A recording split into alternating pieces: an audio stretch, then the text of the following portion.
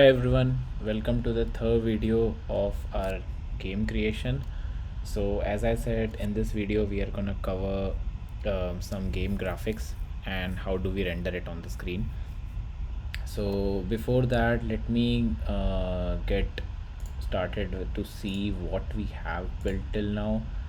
I think we do npm run start and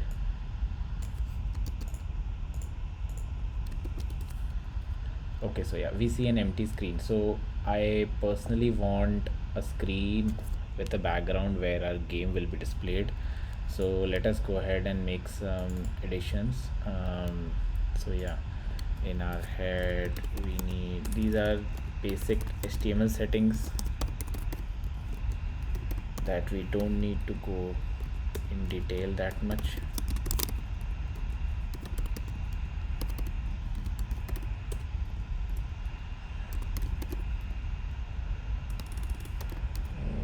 Width, device width, initial scale equal to 1. Okay, link. We'll be adding some styles to it. So style sheet, this will point to a npm css file, and then we also are gonna create our own. See that I can add later, or we can add it here itself. Unified css. Okay, and then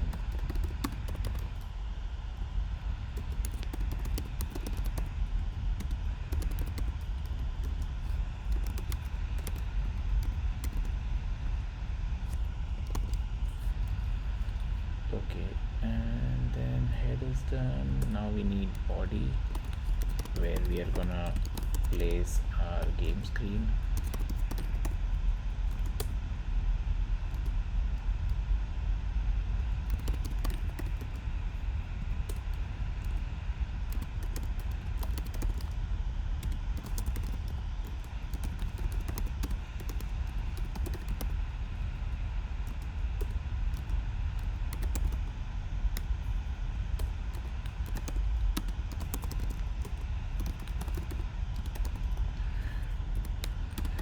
These are some basic CSS changes.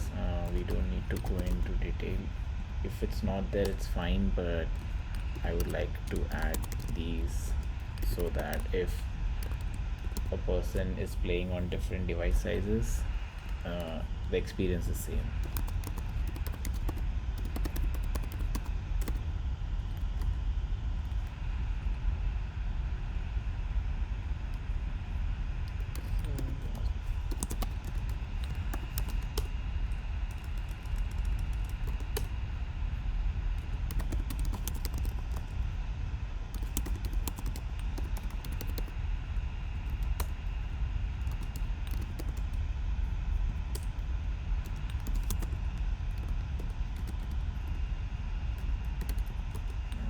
This ID is required because this is where our game will be.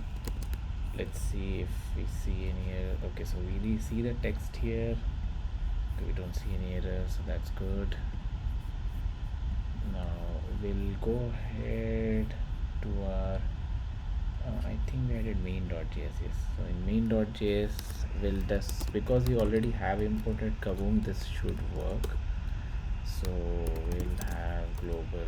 These are some settings that we need. Scale 3.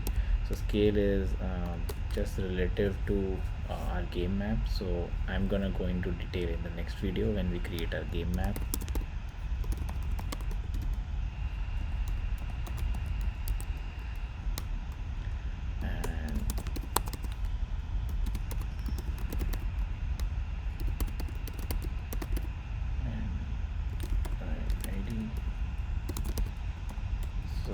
If you remember, we had created a canvas ID game. That's where we want this to be drawn. um, and we are gonna create 180 by 180 of our screen. I think that's all is needed. Okay, so as you can see, we have our black screen here, and we'll have our game inside of it. So let me go over um, this in detail. So now imagine we have a black screen. Now this is 180 cross 180. So inside this I will be creating a map. So the map would be, there is a wall, right? We have our player here, and then there are some doors on the boundary, right? So the player can move around, go inside these doors, and cannot exceed or step out of these walls. Now because we need to leave some gaps, because let's say you want to display some game stats, right? So I was thinking, so this is 180 by 180 pixels. So the way I'll calculate is, let's say if we go with a rectangle map, this being 12 rows and 11 columns. So we can have like, and then I'm leaving a space of, let's say 2 here, 2 here. So it's like 12 plus 2 plus 2. So 12 plus 2, 14 plus 2, 16. So I basically have 180 by 16 pixel of each block. So let's say if my wall, these are the blocks, if I take this as 11 cross 11, so 11 into 12 is around 132, which is way less than 180. So our whole map can fit in this black screen. Similarly, this player can also be 11 cross 11, or the player can be of a little bigger size. Doors also need to be 11 cross 11, right? So this is how I calculate my graphics, that what should be the size of each asset. In this case it's coming as 11 cross 11, because I already created these assets as a part of my game. I'm gonna link that in the description, and you can download it from there. But I won't be going over the graphic design in this game. We can just include it, and then we can go ahead with it. I will be creating a new folder, public. So I will be putting all of my game assets in this public folder, and we would need few other dependencies to actually access those static values, because those are the static sprite, and JavaScript won't be able to figure that out on the runtime. So we need to do two steps here. One is we would need that dependency. So the dependencies would be, one is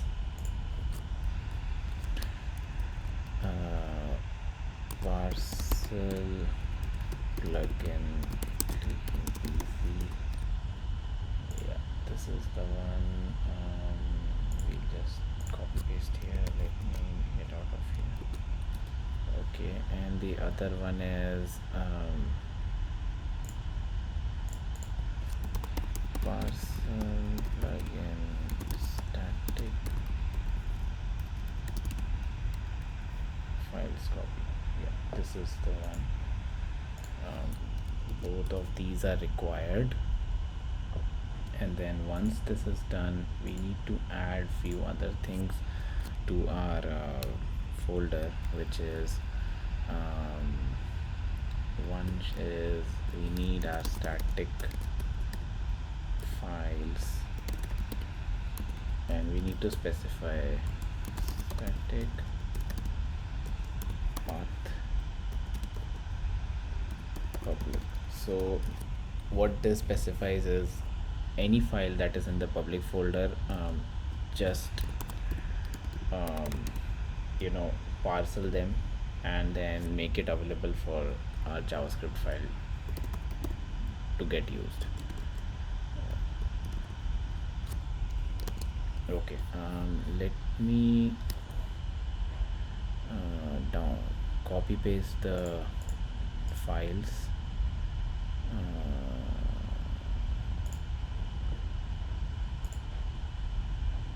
Okay, let me open this and reveal finder. Okay, so we have public here, and then I can just copy, paste. So all the files are present now. It's copied. Now we need one last thing is we need to load them.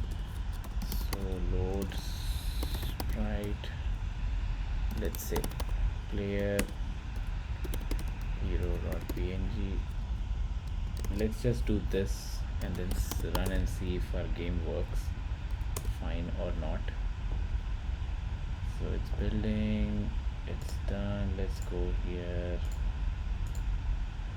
Okay, I guess, but it's loading the sprite, I guess. Yes, I think we need few more things to display our sprite, but yeah, so we need to create our scene, and that's when we can create our sprite.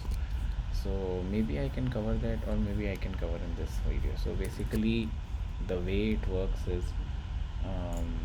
each game or each level is considered a scene, right? So maybe I can cover it in the next video and then go in detail.